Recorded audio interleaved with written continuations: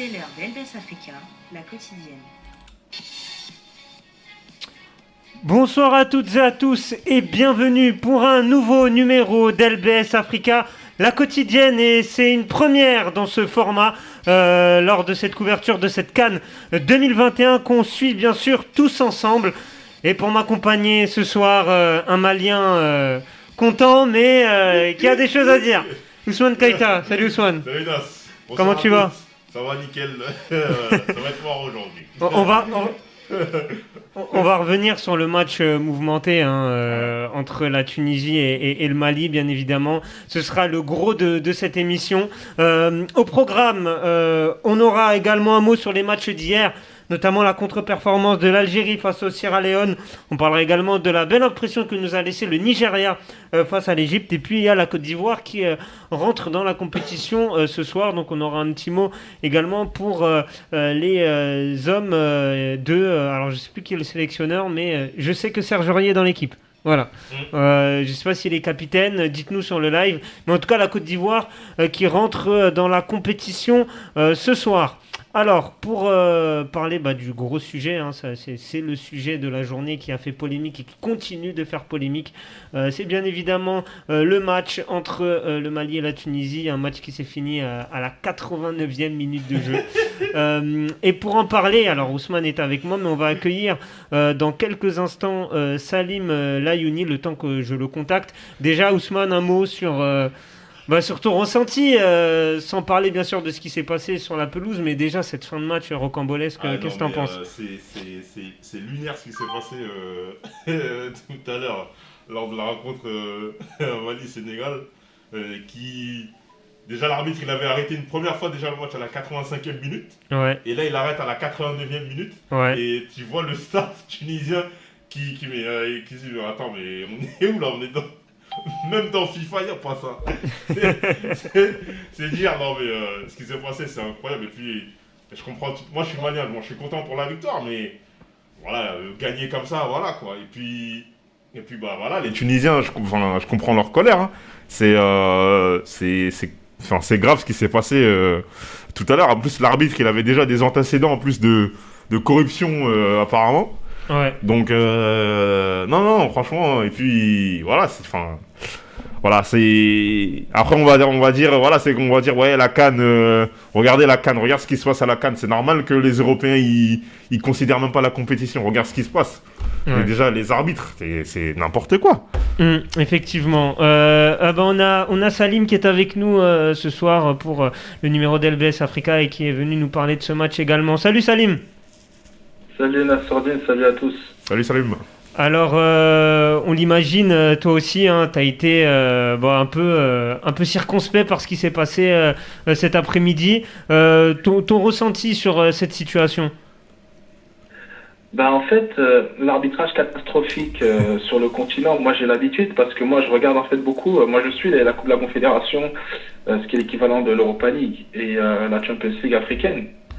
Donc, c'est-à-dire l'incompétence des arbitres, moi je la vois, j'ai pas besoin de la CAN pour voir ça.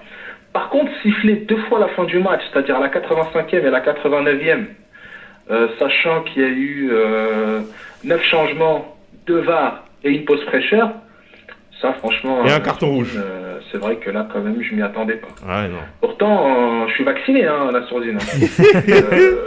Double dose, triple, moi je la connais depuis longtemps, moi, les 8 doses, les 9 doses en matière d'arbitrage africain. Ouais. T'inquiète pas. Ouais. Par contre là, et Sikazoué, il est connu. Sikazoué en fait, il avait arbitré le match demi-finale de Ligue des Champions 2018 entre l'Espérance de Tunis et le Primeiro de Augusto à Radès. Et il avait carrément lésé le Primeiro de Augusto. Le Primeiro de Augusto devait passer. Il aura refusé un but qui était totalement valable. Et il avait aussi arbitré le barrage aller qualificatif à la Coupe du Monde 2014. Donc le barrage aller entre l'Algérie et le Burkina. L'Algérie avait perdu 3-2 à Ouagadougou. Ouais. Il avait donné un penalty imaginaire au Burkina à la fin du match. C'est un arbitre qui est connu, il est coutumier du fait. Il fait partie de la longue liste de ces arbitres comme Rajendra Passar, l'arbitre de Guinée équatoriale Tunisie en 2015, lors de la CAN 2015. Lamptey, celui qui avait arbitré Afrique du Sud, Sénégal, éliminatoire Coupe du Monde 2018. Même le match avait été rejoué, je ne sais pas si tu te souviens, la sourdine. Ouais.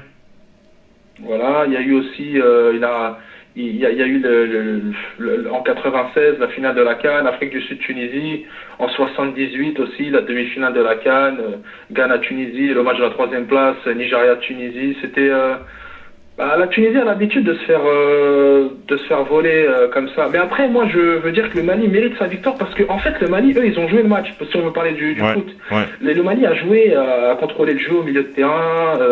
Ils ont montré beaucoup plus de choses. Ils ont été très plaisants à voir, même si ils étaient inoffensifs. Le Mali, quand ils arrivaient aux abords de la surface de réparation, ils n'étaient pas dangereux. Il n'y a eu qu'un seul tir cadré de leur part, c'était le penalty.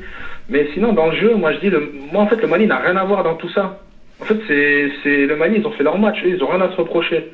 C'est plutôt l'arbitrage la grosse tâche, de ce match-là. Ouais. Et ce que je voulais dire aussi, c'est que la Tunisie a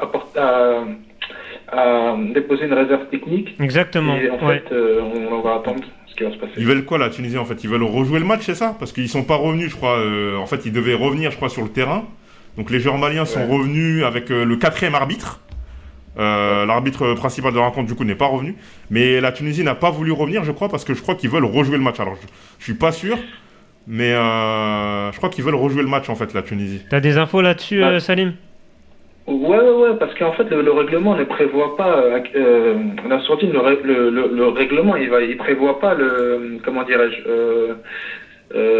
il ne prévoit pas il n'y a pas de point clair au niveau du règlement si l'arbitre siffle la fin du match avant la 90e minute. Ouais. Mm-hmm. Donc, s'il y a une décision qui va être prise, elle fera office de jurisprudence. Ouais. Et donc, c'est la raison pour laquelle les Tunisiens, en fait, surtout le président de la fédération et le dirigeant Hussein Genaya qui a communiqué au micro des journalistes français et francophones et qui a dit qu'il va déposer une réserve technique et puis il verra parce que il y a moyen que ça passe. Il y a moyen que ça passe.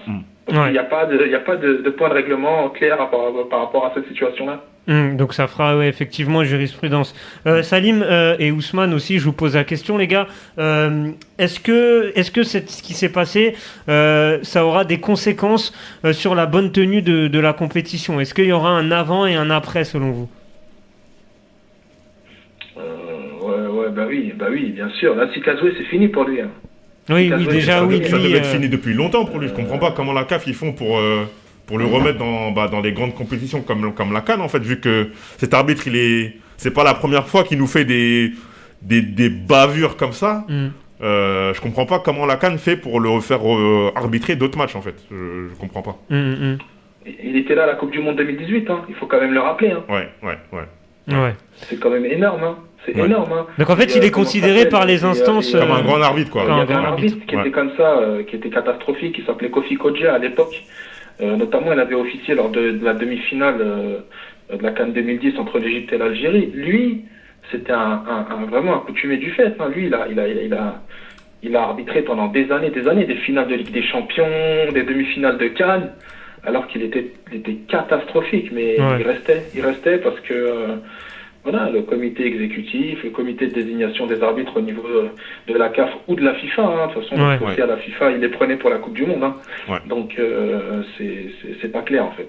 Pas clair. Malheureusement, il y a toujours ça. Mais il y aura un avant et un après, Nassourtine, il y aura un avant et un après. Si Kazoué, c'est fini pour lui. C'est terminé, là, aujourd'hui. Je pense que ça va être son dernier match par rapport à la CAN. Et voilà, c'est fini, parce que là, c'est très, très grave. Ouais, effectivement, ça a choqué beaucoup de monde et nous aussi autour de la table. Est-ce que cet événement, ça va pas aussi mettre encore plus en difficulté cette compétition qui est la CAN? On le sait, il y a eu notamment pour cette édition les clubs européens qui ont un peu râlé avant de libérer leurs joueurs. On sait que cette compétition elle est très suivie, mais il y a pas mal de sceptiques aussi autour de ce tournoi. Est-ce que cet incident-là, ça va pas encore mettre un frein au développement de la CAN, Salim? Oui, parce que là, ça a fait le tour de la planète, là, le tour du monde, ces images. Donc c'est vrai. En plus, il y a eu aussi la Mauritanie. Là, il y a Mauritanie-Gambie qui se joue actuellement. Ils ont pas joué l'hymne de la Mauritanie. Ils l'ont raté 6 fois. 3 fois, c'était pas le bon hymne. Incroyable. Ils ont enchaîné directement sur l'hymne de la Gambie.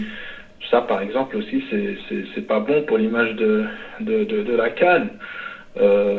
Parce qu'il y a déjà eu une affaire comme ça lors d'un Albanie-France où ils s'étaient trompés d'hymne. Bon, après, ils avaient joué l'hymne quand même albanais à la fin. Ils ont réussi à le trouver, à le jouer. Par contre, là, ils n'ont pas réussi à trouver l'hymne de la Mauritanie pour le jouer. Ils l'ont cherché sur YouTube, mais ils l'ont pas trouvé. Non, mais c'est incroyable. C'est vrai que ça met en avant un certain amateurisme qu'on n'aime pas voir, surtout dans... Après, on va dire, ouais, regardez la CAN, regardez, c'est même pas professionnel, l'arbitre. Il arrête les matchs à la 85e pour le relater à la 89e. On trouve pas l'hymne national d'une équipe. C'est un fiasco, on se croirait en district. C'est n'importe quoi. Ouais. Et voilà, on leur donne ils vont encore nous dire, ouais, voilà, la CAN, machin, et toi, t'auras pas d'argument pour dire, c'est vrai, tu vois. Parce que c'est vrai. C'est pas professionnel. C'est pas professionnel. Salim, ouais, vas-y. Tu voulais rajouter quelque chose? On a tout dit, de toutes les manières, on a tout dit. Juste, je vais rajouter une dernière chose, c'est que quand la Tunisie perd un match en poule, c'est bon signe pour la suite de la compétition, parce que la Tunisie fait toujours des bons parcours quand elle perd en poule. Et on se rappelle même, la dernière fois, la Tunisie avait fait 3 matchs nuls contre la Mauritanie, l'Angola et le Mali. Lors de la CAN 2019, elle était allée jusqu'en demi-finale. Donc en général, quand la Tunisie elle est moyenne en poule, en général après elle monte en puissance et elle fait des bons parcours. Mais Salim, est-ce que tu penses que là, avec ce qui s'est passé, parce que là on est au-delà du foot, est-ce que la Tunisie aura la tête à continuer la compétition dans les bonnes conditions? On peut se poser la question. Si. Non, il n'y a pas de problème. Non, je suis pas inquiet par rapport à ça. Je suis pas inquiet. Et puis, je vais te dire très très sincèrement, Nassourdine, la Tunisie, non seulement elle va continuer la compétition, mais ce qui est dans la tête de la Tunisie, même si on est à la CAN et que c'est la compétition majeure du continent, c'est des éliminatoires à la Coupe du Monde, les barrages en mars. Mois de mars, Toutes les grandes nations pensent à ça. Je te dis très sincèrement, Nassourdine, il y a le tirage au sort qui va avoir lieu pendant la CAN, là, le 22 janvier. C'est ça, samedi. Le président de la fédération, peut-être pas les joueurs, mais le président de la fédération et le staff technique, ils ont la tête au barrage. Moi, je te dis, même il n'y a pas que la Tunisie, quelques autres nations, notamment Carlos Queiroz, qui l'a dit officiellement. L'entraîneur de l'Égypte. Il a dit que lui, il fallait le juger sur les barrages. Prochaine qualification à la Coupe du Monde et que la CAN, il fallait pas le juger dessus. Donc déjà, il y a un autre sélectionneur qui a communiqué par rapport à ça. Donc c'est pour te dire comme quoi, déjà à la base, la CAN, c'était pas secondaire parce que c'est pas secondaire. Vu comment ils ont réagi les Tunisiens. Parce que vu comment ils ont réagi à la fin du match, l'incompréhension totale. Ouais, c'est clair. Mais c'est vrai qu'il y a cette question des barrages, Salim, effectivement, au mois de mars, qui gravite autour de cette CAN et les 10 nations qualifiées pour ces barrages participent, à part la RDC, sauf la RDC, sinon il y en a 9 des 10 qui sont à la CAN pour cette édition. Avant de te laisser, Salim, un mot sur le niveau global de la compétition depuis dimanche. Bon, très peu de buts, des matchs assez étriqués. Comment tu l'expliques? Le seul match vraiment plaisant, on va dire vraiment que j'ai trouvé de haut niveau, c'était Nigeria-Égypte. C'était vraiment pas mal et Nigeria, c'était du très très haut niveau parce que Nigeria a totalement dominé, écrasé les Égyptiens. Ils les ont mangés physiquement, techniquement. J'ai beaucoup aimé ce match-là. Sinon, tout le reste, le niveau est faible. Le niveau est faible, Nassourdine, parce que bon, déjà les matchs de l'Algérie, du Sénégal qui sont programmés comme ça, à des horaires où c'est compliqué. 14h. Donc on peut pas s'attendre à des grands matchs. Ouais. Mais il y a des équipes faibles, Nassourdine. L'Éthiopie, c'est extrêmement faible. Éthiopie-Cap-Vert, c'était faible. Soudan contre Guinée-Bissau hier, c'était catastrophique. Le match Ghana-Maroc aussi n'était pas bon du tout. C'est clair, je l'ai commenté, je te confirme. C'est compliqué la sourdine, c'est très très compliqué cette CAN, parce que quand je compare à l'Euro, quand j'ai regardé l'Euro, je voyais des matchs même entre la République tchèque et au premier tour, ou bien même j'ai vu même la Finlande jouer, etc. La sourdine, je ne veux même pas parler des grandes nations, juste les petites nations, parce que la République tchèque c'est pas une petite nation, on va dire la Finlande, c'est une petite nation. Tu voyais déjà que c'était au-dessus, très sincèrement. Bon, on espère que ça va monter en puissance dans les jours qui viennent. Merci Salim en tout cas, et puis de toute façon tu es le bienvenu sur LBS Africa, on te sollicitera je pense très régulièrement pour venir commenter l'actualité de cette CAN. Avec plaisir, merci à vous les gars. Allez, merci. Salut Salim, ciao. Merci, ciao Salim. Salut, ciao. Du coup c'est vrai pour rebondir sur ce que nous a dit Salim, toi sur le niveau de cette CAN... C'est moyen, hein. Ouais. C'est moyen, hein. À part les matchs. Après, tu te dis, c'est les matchs d'ouverture, donc c'est les premiers matchs, donc c'est fermé, mais on a des matchs hyper fermés. Il y a que des 1-0 en fait. Ouais. À part le match d'ouverture, il y a que eu des 1-0. Ouais. Et ouais, donc on espère que ça va monter un peu en puissance parce que voilà, les matchs sont un peu, c'est très moyen quoi. À part le match de l'Égypte contre le Nigeria. Ouais. Il n'y a pas grand chose. Et le match d'ouverture, on a eu 3 buts.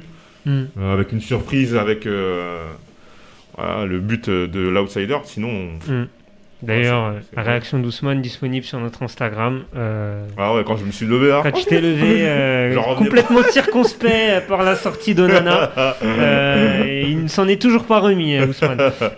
Pour revenir sur le Mali, on va revenir sur le terrain. Du coup, le Mali qui s'impose 1-0 sur penalty. T'en as pensé quoi du Mali là, dans ce match? Plutôt dominateur, comme l'a dit Salim. Hein. Ouais, plutôt dominateur. Alors, comme l'a dit Salim, ils étaient. En fait, en fait, à la conclusion, en fait, ils étaient pas très dangereux, à part sur le but, à part sur le penalty. Ouais. Mais c'est vrai que dans le jeu, on était vraiment bon, tu vois. Ouais. Donc, au milieu de terrain, on a vraiment su gérer, tu vois. On a eu des occasions, on en a eu pas mal, même si c'était pas, face au but, dans le dernier geste, c'était un peu péché. Ouais. Mais on a réussi, à dominer le Tunisien. Donc, en fait, on a fait notre match, tu vois, avec, bien sûr, il y a l'histoire de l'arbitre. Voilà, qui arrête le match à la deuxième minute. Mais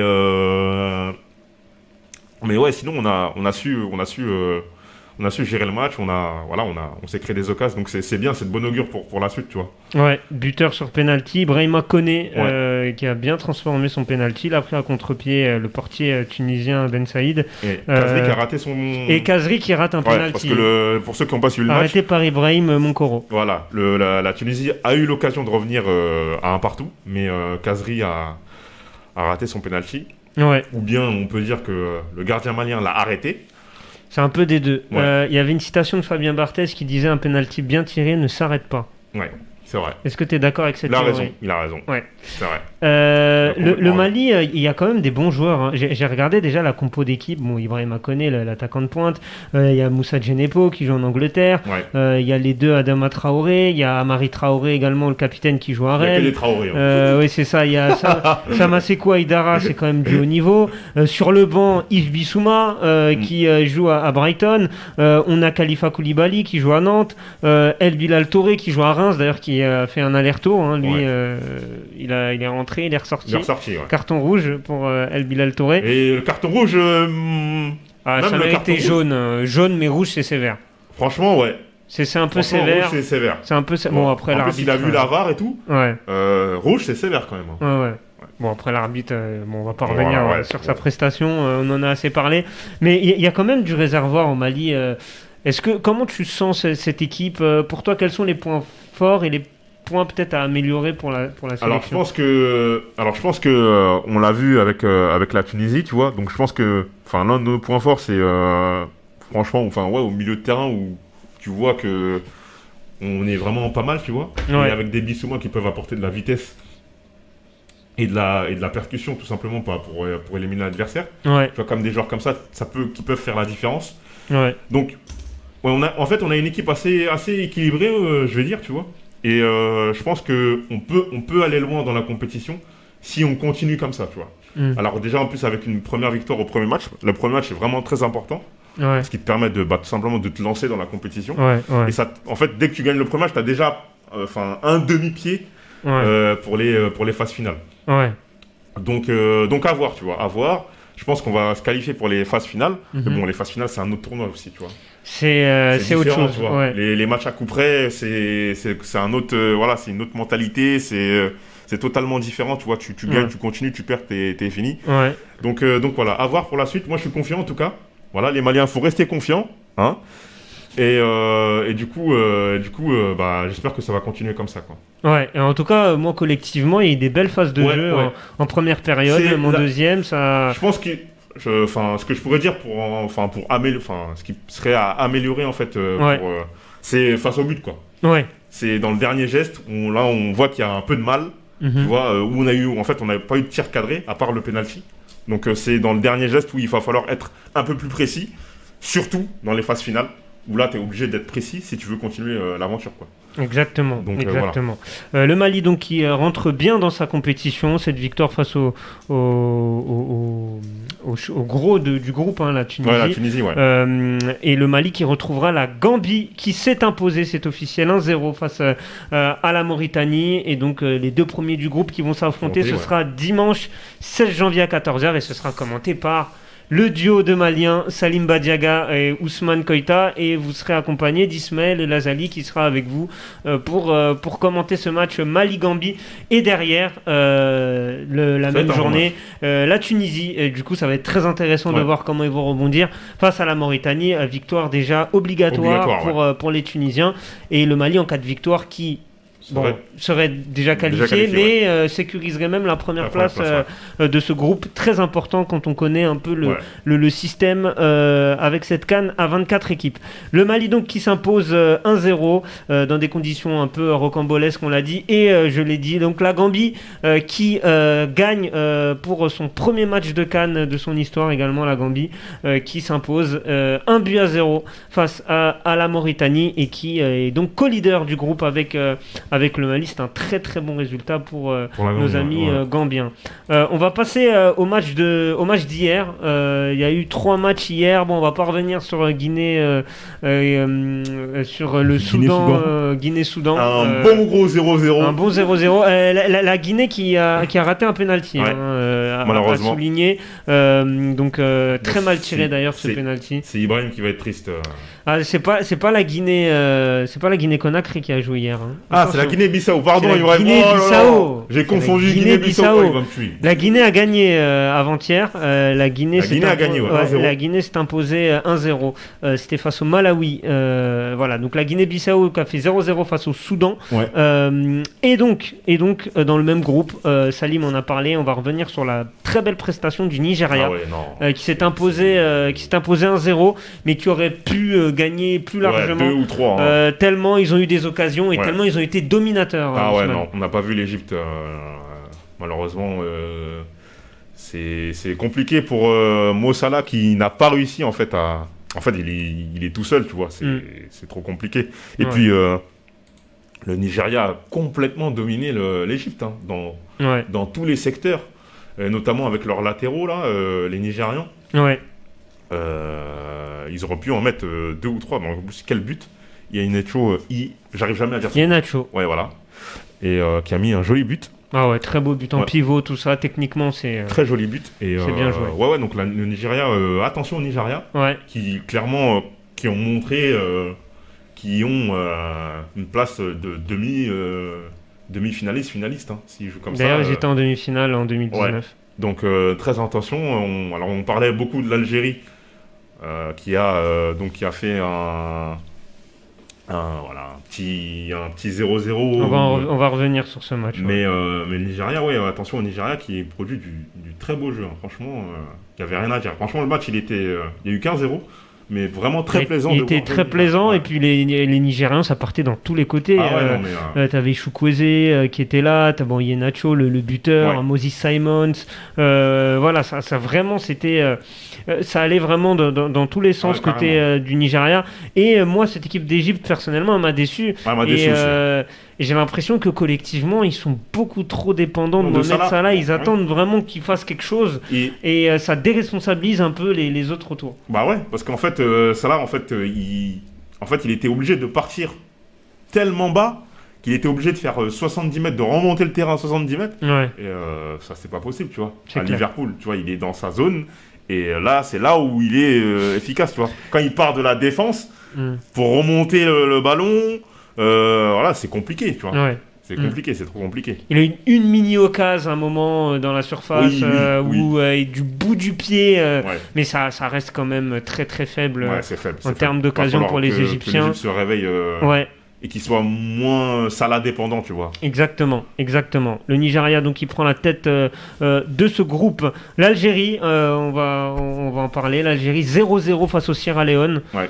Bon, un gardien sierra-léonais qui a fait un gros match, mais j'ai vu le résumé, le Sierra Leone qui s'est créé des occasions, en première période notamment. C'est vrai. Ça a été très chaud pour les Algériens. Comment t'expliques cette rentrée en matière difficile? Est-ce que c'est l'horaire? 14h, on le sait. Non, faut Est-ce arrêter. que c'est la pelouse ou est-ce qu'ils ont mal pris l'adversaire? Ouais, non. Je pense qu'il faut arrêter de dire c'est la pelouse, c'est le temps, c'est bon. Hein. Alors, peut-être que certains sont habitués à jouer dans des chaleurs extrêmes. Ouais. D'accord, oui, peut-être. Mais c'est tous les mêmes joueurs. Enfin, ils sont tous au même niveau. Tu vois, il n'y en a pas un qui est plus avantagé que l'autre. Ouais. Même le sélectionneur l'a dit, algérien. Bien sûr. Il a dit que voilà, c'était pas une excuse. La chaleur, etc. C'est pas une excuse. Il a dit que ça pèse sur les joueurs. Ouais. Mais ce n'est pas une excuse. Alors, dans le match, l'Algérie s'est créé des occasions, bien sûr. Ouais. Alors, on a eu des occasions. Bien sûr. Mais on a eu un très grand Camara dans les buts. Ah oui, il était les a bouillant. tous sortis. Il les a vraiment écœurés. Il était bouillant, c'était l'homme du match. Ah ouais, non, mais complètement mérité. Parce que je pense qu'il n'est pas dans les buts. La Sierra Leone en prend 2-3. Bien sûr. Parce qu'il y a eu des occasions, et il y a eu des occasions, des tirs cadrés de la part des Algériens. Ils n'ont pas à se reprocher sur ce coup-là. Mais bon, voilà, il y a eu un très grand gardien de la Sierra Leone. Et du coup, voilà, donc ça va leur donner un peu de boost, parce qu'ils ont dit, il y a aussi le fait qu'ils sont à 35 victoires 35 matchs en défaite. C'est ça. Donc je pense que ça joue aussi, tu vois, sur le fait de dire, faut pas qu'on perd, machin, on a le record qui est, je crois, à 38, victoires, un match en défaite. Donc ça pèse aussi sur les Algériens. Mais bon, l'Algérie va se qualifier, Ouais. L'Algérie va se qualifier sans souci pour les phases finales. Ouais, je suis d'accord avec toi. Prochain adversaire sera la Guinée équatoriale pour l'Algérie. Ouais. Donc il fait 0-0. Mais la première mi-temps, j'ai bien aimé la Sierra Leone. Qui s'est créé des occasions, qui a mis en difficulté la défense algérienne. C'était plutôt pas mal. Après, sur la fin de match, effectivement, quand t'es sur le banc, quand t'as des mecs comme Boulaya qui rentre, Bounedja, Benrahma qui joue à West Ham, bon voilà, on sent que individuellement, c'est au-dessus et effectivement que ça peut faire la différence. 0-0 donc du coup pour l'Algérie qui démarre timidement sa CAN. Au niveau du statut, pour toi ça bouge pas malgré tout? Ouais, non, je pense qu'il reste favori. Voilà, ils ont fait un faux pas, donc un faux pas. Ils ont fait match nul, ils ont pas perdu, tu vois. Mais voilà, tu vois, ça va. Ils vont se reconcentrer et puis l'Algérie va passer sans problème les poules. Ouais. Ça ne met pas en cause donc la suite de la compétition de l'Algérie. On souligne le gros match du gardien de la Sierra Leone, de Camara, qui a pleuré en fait quand on lui a remis le trophée de joueur du match, tu vois, parce qu'il ne s'attendait pas, tu vois, quand tu joues en face de Brahimi, Mahrez... Des stars mondiales. Des stars mondiales, tu vois. C'est clair. Il a 22 ans, voilà, quoi. C'est génial pour lui. C'est cool. On espère que cette CAN va être un tremplin pour sa carrière. Parce que je crois qu'il joue dans le championnat local, je crois. Il joue en Sierra Leone. Camara, je sais plus c'est quel club. Ouais. Mais il joue dans le championnat. On va regarder ça. Dans le championnat national. East End Lions. Ouais. C'est un club local du Sierra Leone. Bon, on espère que sa carrière va. C'est ça aussi, tu vois. Va démarrer. C'est ça qui est bien. Exactement. De montrer des talents de certains joueurs, tu vois. Pas pour venir jouer dans des clubs un peu plus Juppé. Juppé. La Côte d'Ivoire qui va rentrer en lice. Nos amis ivoiriens qui rentrent donc ce soir 20h, donc dans quelques minutes. D'ailleurs, je vais regarder si on a les compositions d'équipe, comme ça je vais pouvoir vous les donner. On va regarder ça tout de suite, bien évidemment. Côte d'Ivoire contre la Guinée équatoriale. Et on a les compositions d'équipe. Je vais vous donner celle de la Côte d'Ivoire, amis ivoiriens. Soyez à l'écoute. Donc dans les buts, Badra Ali Sangaré, parce que Gbou finalement a été suspendu pour dopage. Donc il ne participera pas à cette CAN, le gardien de la Côte d'Ivoire. Tant pis pour lui. C'est un coup dur pour les hommes de Baumel. En défense, Ghislain Conan, Et Bailly, Simon Dely, Habib Maïga, une défense à 4. Un milieu de terrain plutôt pas mal avec Ibrahim Sangaré, Franck Caissier et Jean-Michel Seri. C'est quand même du haut niveau. Ouais. Et en attaque, Max-Alain Gradel, capitaine de cette équipe. Sébastien Haller, le meilleur buteur de la Ligue des Champions. Et Maxwell Cornet, qui est en feu également en Angleterre, élu meilleur joueur de Burnley, alors qu'il a joué 4 mois. Hein. C'est dingue. Hein. C'est dire à quel point il a marqué le club. En l'espace de quelques mois. Exactement. Alors, je vais vous donner les mecs sur le banc. Alors, on a Sérédier, qui est quand même un vieux de la vieille du côté de la Côte d'Ivoire, l'ancien. Wilfried Zaha, Nicolas Pepe. Donc c'est quand même il y a du bon monde. Willy Bolly également, le défenseur. Donc il y a quand même du très beau monde côté Côte d'Ivoire. Je vais vous quand même donner la compo de la Guinée équatoriale. Manuel Saponga dans les buts, Carlos Akapo, Esteban Obiang, Saoul Koko, Basilio Ndong en défense, un milieu de terrain à 2 récupérateurs avec José Machine et Pablo Ganet. Sur les côtés, on retrouve Yannick Bouila et Iban Salvador, et enfin en attaque Emilio Nzou, le capitaine, et Dorian Anza. Voilà pour la composition d'équipe de la Guinée équatoriale qui avait atteint les demi-finales de la CAN en 2012.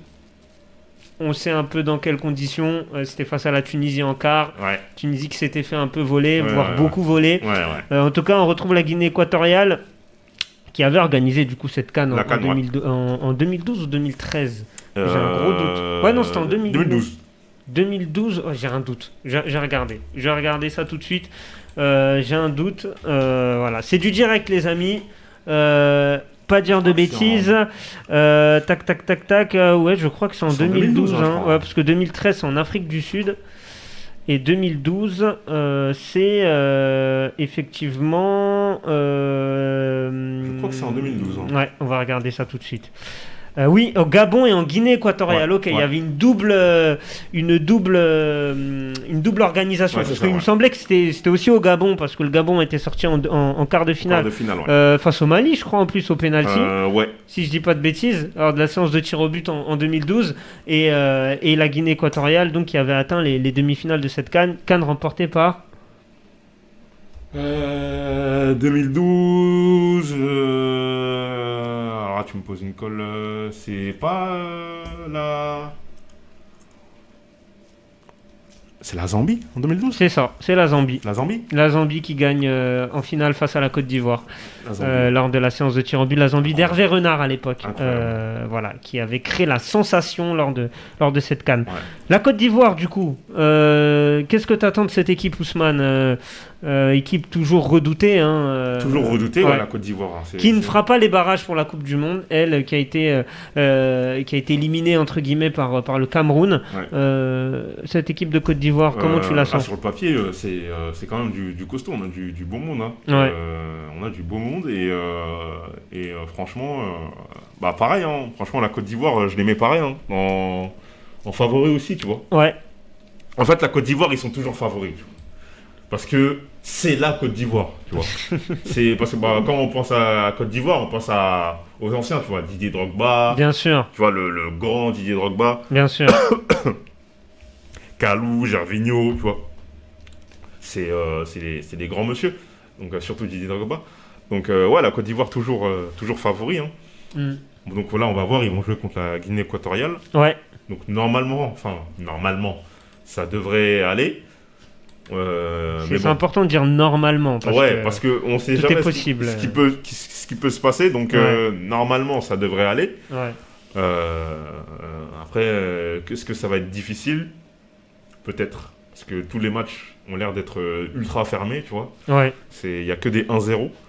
Donc à voir, tu vois. À voir cette équipe de Côte d'Ivoire. Moi, que j'ai envie de la voir. Il y a des bons petits joueurs là, une bonne il y a des bons joueurs, surtout au niveau offensif. Sébastien Haller, bien évidemment, on l'attend au tournant parce que là, c'est l'attaquant de pointe. Il est attendu. Il est en train de casser la baraque avec l'Ajax. C'est sa première CAN pour lui, qui a fréquenté les équipes de France Espoir précédemment. Et puis, voilà, il y a des joueurs comme Gradel qui étaient là déjà en 2015 lorsqu'ils ont gagné la CAN. Maxwell Cornet, Seri, Kessié, c'est des bons joueurs. Ils ont un bon milieu de terrain. Ils ont un bon milieu de terrain et dire que Fofana n'est pas là. Ouais, en plus. Seko Fofana n'est pas là, donc c'est vrai qu'il y a du potentiel dans cette équipe de Côte d'Ivoire. La Côte d'Ivoire donc qui a démarré son match à l'instant là face à la Guinée équatoriale. Les prochains rendez-vous pour les LBS, pour la couverture de la CAN avec LBS FM. Dès demain, un nouveau numéro de LBS Africa. On reviendra du coup sur le match de la Côte d'Ivoire qui se joue actuellement. On parlera également du Cameroun qui jouera son deuxième match de la compétition à 17h face à l'Éthiopie. Voilà donc les deux sujets qu'on va aborder, et puis bien sûr on reviendra sur ce Tunisie-Mali parce que je pense que d'ici demain il y aura encore d'autres informations. Normalement demain je serai accompagné de Dani et de Haradji pour m'accompagner pour ce LBS Africa, et puis le prochain match qu'on va vous commenter. Quel match? Et celui-là je l'attends. Vendredi à 17h, Comores-Maroc. Les Comores qui sont dans l'obligation d'aller chercher un résultat après la défaite face au Gabon. Et le Maroc qui s'est imposé face au Ghana. Je serai avec Ismaël, mon ami marocain, et Riyad Saïdi sera là pour faire un petit peu l'arbitre lors de ce match qu'on va vous commenter. Prise d'antenne 17h. Je sais que vous êtes très nombreux sur les matchs commentés en direct, donc retenez bien Maroc-Comores, vendredi 17h, soyez branchés sur la page LBS FM, on va vous faire vivre en intégralité ce match entre les Comores et le Maroc. Voilà pour les deux prochains rendez-vous, et pour conclure, ce n'est pas de la CAN mais il y a quand même des beaux petits matchs là ce soir et je suis obligé un petit peu d'en parler. Il y a Tottenham-Chelsea en demi-finale, retour de la League Cup. Il y a un peu de Première Ligue pour ceux qui sont fans avec West Ham qui accueille Norwich, et surtout il y a la Super Coupe d'Espagne. Voilà, le match entre le Barça et le Real qui a démarré depuis 2 minutes. Ce match qui est à suivre avec notamment Dembélé et Ferran Torres titulaires. Premier match pour Ferran Torres sous les couleurs du Barça. Benzema bien évidemment est titulaire côté Real Madrid, et Ferland Mendy également. Voilà, si pour être complet pour les joueurs français. Et voilà, et Daniel Alves également qui est là titulaire dans ce match. Donc voilà, si vous êtes friand des classicos, c'est le moment. C'est le moment. En tout cas, il y a du choix ce soir entre la Côte d'Ivoire, l'Espagne, l'Angleterre. Il y a même un match en Italie, Inter face à la Juve. Donc c'est un gros match aussi. C'est la finale de la Super Coupe d'Italie. Donc tout ça en même temps. Que demande le peuple là ce soir, vous qui êtes fan de foot, vous ne devriez pas galérer. Voilà. Merci Ousmane de m'avoir accompagné. Merci à toi, on te retrouve dimanche, je l'ai dit, dimanche pour le match Mali, Gambie et Tunisie-Mauritanie. Ce sera une grosse journée pour vous les gars, et puis quant à nous on se retrouve demain pour un nouveau numéro d'LBS Africa, votre magazine de la CAN 2021, une CAN qu'on vous fait suivre en intégralité sur LBS FM. Et bien sûr je remercie notre partenaire MNG Radio avec qui on codiffuse ces émissions. On vous souhaite une excellente soirée, on se dit à demain 19h. Salut à tous les amis. Salut.